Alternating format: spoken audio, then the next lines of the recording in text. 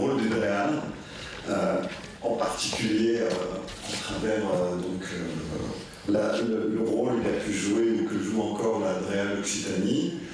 Donc première chose, en tout cas, il y a quelque temps, on finançait des études ciblées sur les mammifères marins. Donc voilà, des études qui datent de 2009-2010 sur l'abondance des mammifères marins dans le sud du golfe du Lion. C'est des données qui notamment ont permis de contribuer au dossier de mise en place du parc marin du golfe du Lion, en apportant des informations sur l'importance notamment de la fréquentation des canyons par ces mammifères marins, et donc de participer à la définition du périmètre du parc marin. Autre financement, là aussi ciblé à travers GDGEM, où on avait notamment en prévision des travaux sur les sites Natura 2000 au large. On avait vu qu'il aurait été utile de compléter par des campagnes plus au large. Donc c'est celles qui apparaissent en noir là et que donc, nous avons financé au niveau de la DREAL.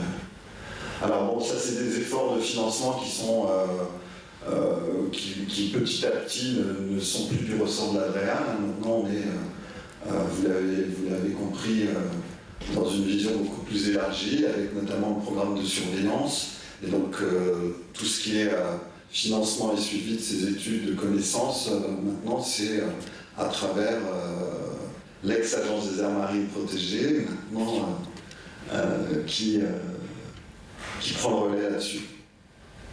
Donc l'agence française de la biodiversité. Alors, autre chose dont je voulais parler, c'est un aspect assez important, c'est effectivement la prise en compte finalement de l'impact sur les mammifères marins, de tout ce qu'il peut y avoir comme installation, projet, développement industriel et autres. Et ça, c'est à travers l'autorisation environnementale unique maintenant, c'est une nouveauté à partir de mars, depuis le 1er mars 2017. Donc on a une autorisation environnementale unique qui va permettre de traiter à travers un seul projet ce qui était avant au titre des installations classées pour la protection de l'environnement, tout ce qui relève aussi de la loi sur l'eau, toutes les installations qui relèvent de la loi sur l'eau, les dossiers de dérogation aussi pour les atteintes aux espèces et habitats protégés, entre autres. Je vous ai mis en avant cela, mais vous voyez qu'en fait ça permet d'avoir une autorisation unique pour tout ce qui était avant dispersé à travers un certain nombre d'autorisations. Alors évidemment, les avantages, c'est que finalement pour un même projet, on a un interlocuteur et une autorisation unique, on a des délais de procédure réduits, on travaille de plus en plus en amont avec les porteurs de projets, de façon à faire en sorte qu'on ait un dossier exemplaire et sur lequel on n'aura pas à revenir dessus une fois qu'il aura été déposé à l'instruction. Donc je vous donne deux exemples.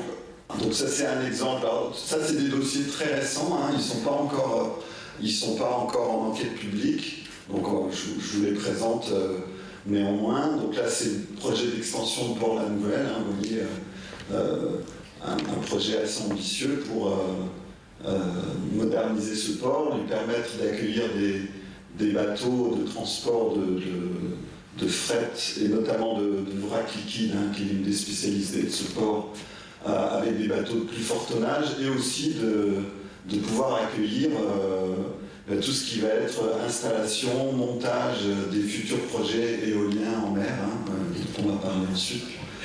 Donc là, effectivement, quand on instruit à travers l'étude d'impact, il y a bien évidemment la prise en compte de l'environnement. Et vous voyez, par exemple, dans l'étude qui a été faite, il y a eu une exploitation des données du GDGEM, puisqu'on a pu, grâce à ça, voir justement que le grand dauphin pouvait être assez proche des côtes.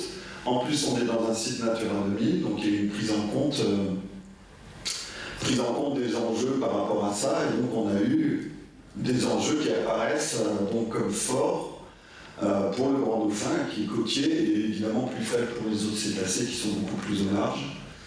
Et vous voyez donc le descriptif de l'impact, les contraintes, les enjeux qui sont mis avec voilà, l'étendue de la pression telle qu'elle a été décidée. Et le résultat de tout ça, voilà, donc c'est une mesure de réduction des impacts, finalement, après prise en compte de la séquence éviter, réduire, compenser, c'est ce qui va être mis en avant, c'est des mesures de réduction des impacts des bruits sous-marins, voilà, pendant la politique, pendant les travaux qui seront mis en place, avec notamment donc, les politiques que vous connaissez, là, de soft start, voilà, où il y a un démarrage progressif de l'intensité du bruit sur les travaux. Alors un autre exemple qui est encore plus récent, c'est les projets d'éolien flottant. Vous savez qu'on a 2 projets en Occitanie. Là, il y en a un qui nous est déposé, l'autre va arriver incessamment sous peu. Donc là, c'est celui qui est porté par Engie. Donc voilà, qui va être au large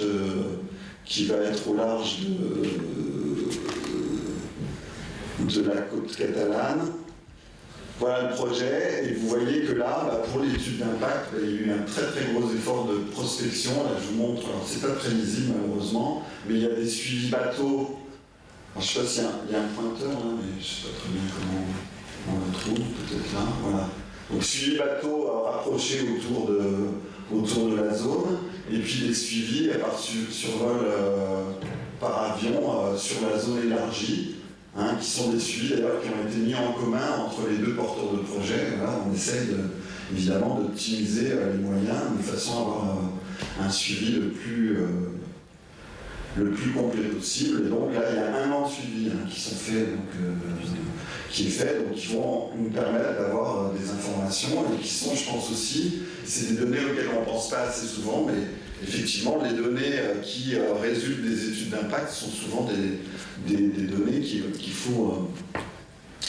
faut pouvoir utiliser. Et il y a d'ailleurs, depuis peu, une obligation pour les porteurs de projets de verser leurs données dans une base nationale qui va permettre justement de les exploiter.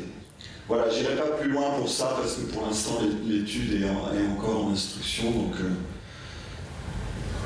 et je pense que j'ai terminé.